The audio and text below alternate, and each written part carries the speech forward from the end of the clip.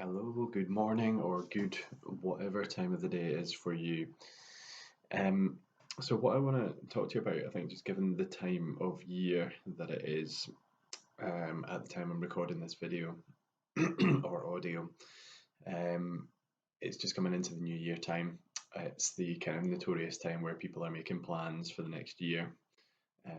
Don't want to say resolutions because I don't mind resolutions, but not a massive fan because most of them tend to fall by the wayside. But I do like planning, so I just want to talk to you about what my approach is going to be for planning for this year and what I'm kind of doing in the lead up to the end of 2022 and the beginning of 2023. Um, so I'll start just by telling you a little bit about my experiences with planning so far. Um, so at the beginning of when I got into coaching, which was and you're probably coming up to sort of 3, 4, 5 years ago now, when I was first coached as I started my um, consultant career in the NHS, and then ultimately went into training as a coach myself. Um, uh, so I kind of got into I was part of a mastermind group at the time. I was a member of the group, and a big thing in that group is about planning. And I definitely learned a lot about the importance of planning in that. And then I was in that group for a couple of 2, 3 years, something like that. I can't remember exactly.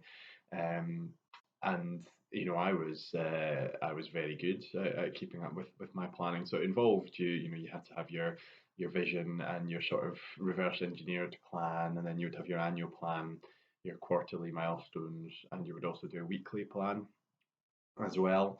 And I stuck to that for the entire time that I was in the group, and it certainly set up some very good habits in me.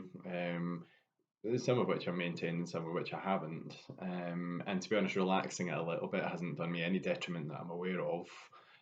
But I do still believe strongly in the principles of the planning.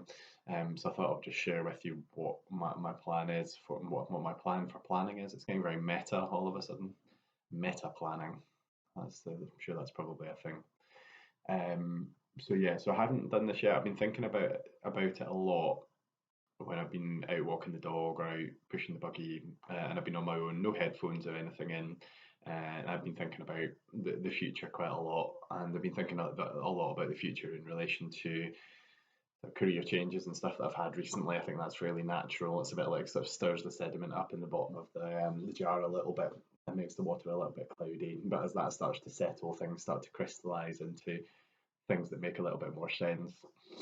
So as I've said previously, my planning when I was in this group was very well integrated. There was a weekly plan and review as well. Let's not forget that there's a review process involved in this as well.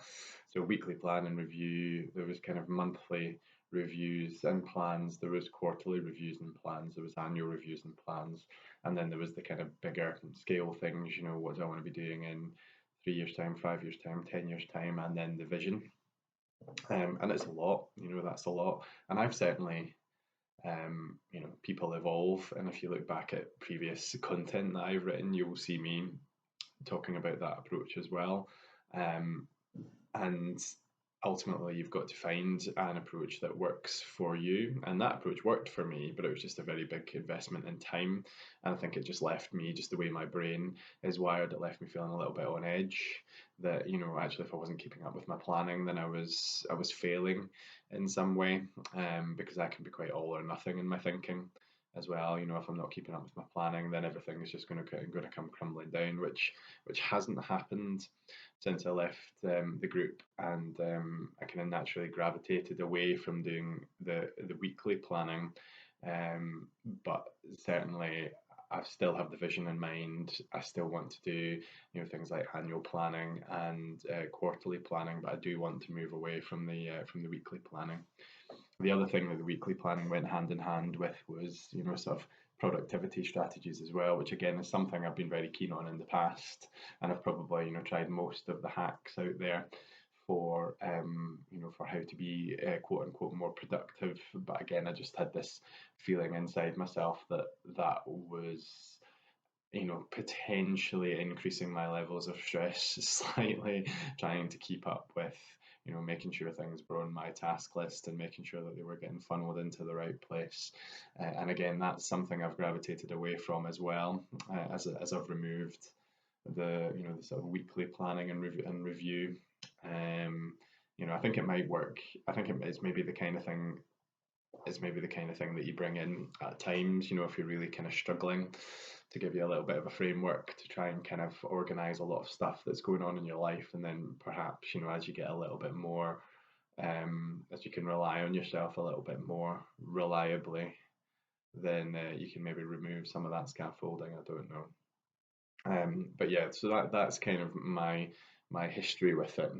So what my plan is, and I've kind of already been doing a lot of this mentally, as I mentioned before, during these kind of times where I'm not listening to a podcast or an audiobook, and I'm out walking the dog or I'm pushing the buggy, and I'm going to just sit down. I'm going to do that this weekend. So I'm going to finalize that.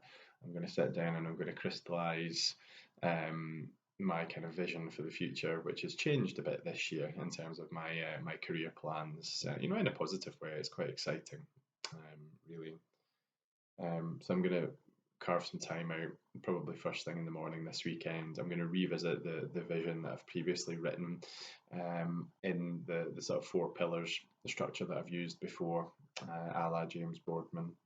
Um, where do I want to be sort of personally, professionally, health wise, that kind of thing. And I'm going to reverse engineer that. I've done a lot of this before, so it's not going to be a massive investment of time, but I think it's definitely worth doing. And then I'm going to, sort of plan out where I want to be by the end of next year, and sort of have the quarterly milestones and stuff like that. But that is where I'm going to draw a line under it. I am not going to be doing weekly planning. I'm not going to be doing weekly review, but I am going to be doing quarterly um, review. And part of my normal routine in the morning time is, I put everything goes into my calendar. If I have to do something, it goes into my calendar, because there's too much going on with kids and everything. And that's how Carly and I communicate with each other sometimes as well, is by putting things in each other's calendar. So I open up the calendars. One of the first things I do in the morning time, as I listen to some kind of Stoic philosophy thing, have my coffee and write in my journal. So the calendar, I look at it pretty much every day anyway, and I look ahead to see what's coming up. So I kind of think that gives me the same thing that a kind of weekly plan does, if you know what I mean. So I can look ahead and I can see what's coming up, and I can sort of mentally prepare myself for things that are coming up. It may also act as a bit of a prompt for things that I've forgotten, as well. So it's not completely devoid of structure.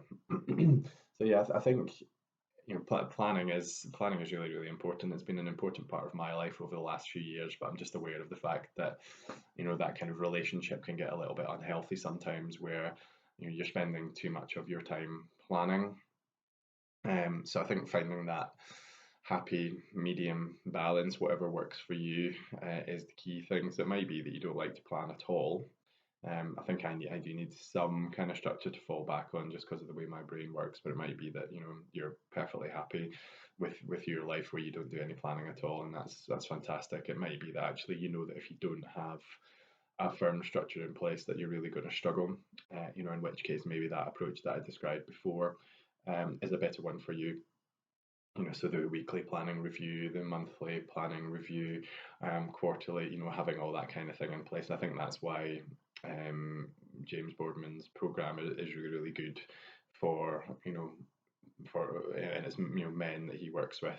So for men coming into his program who are really just, their life just has no structure to it at all. So he kind of brings that in from his military background, and I certainly found it beneficial. And I think it's really got me into some good habits, and it really did teach me the value of of kind of knowing what you're doing and knowing what you're working towards, always. So yeah, so that's kind of my thoughts on planning.